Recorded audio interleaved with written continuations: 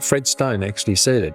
He said, Graham, we're here to build the church, not just this church.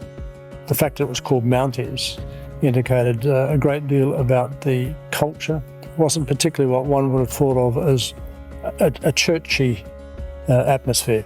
It's just such a welcoming church where you feel embraced and you feel loved. The diversity of culture brings a richness into your whole worship experience and the whole church family experience. They went into the community not because there was a program, but because there was their heart. It was God's call to them. Change is never easy, but I think when you see blessing upon blessing that comes about through that change, to me that is a real affirmation. There was a lot of very real excitement in hearing the stories of people's lives who'd been changed. And we've also grown up in this environment really, from being a young married couple to now an old married couple.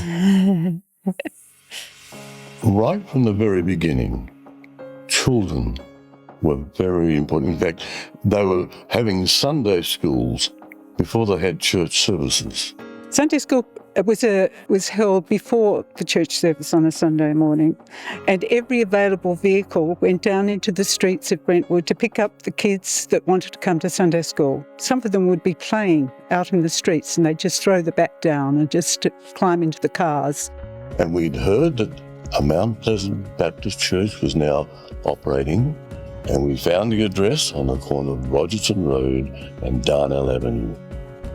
We turned up a little ahead of time on that morning, and we were welcomed at the door by a warm, friendly handshake. When I first came in 1966, there were 60 to 80 in the congregation, about a quarter of them were children. I forgot the key to the church for the Christian Endeavour and finished up getting a window to open and climbed over there and crawled into the church. We have these young married nights and get a babysitter in. There was no children allowed, and we'd go 10-pin bowling. We had a progressive dinner, and this woman said, if I hadn't been with you all night, I'd swear you were all drunk. What I'm holding here is the 1968 church directory. It's got 5 pages of names, and nearly every name has underneath it the type of activity they do in the church. And so by the end of the 60s, we really had laid some very strong foundations. Everyone worked together. It was community, and that's what bound it together. We looked into starting a boys' brigade company, and in 1970, brigade was one of the biggest outreaches of the church in that area. I remember Sue Clark, and you'd call them Sunday school musicals, and they were amazing. Aunt Sylvania, everyone still talks about, and we all dressed up as ants, or they did. And it was the story of the prodigal son. The father's rejoicing, the son's come back, and he says, kill the fatted aphid. And they bring in this huge aphid on 2 poles. Graham Mabry and Vern Ingram were in black tights with bubbles on their head, portraying ants. That's when so many parents and grandparents came to Mounties because they come to see their children or grandchildren. How do we approach the new millennium?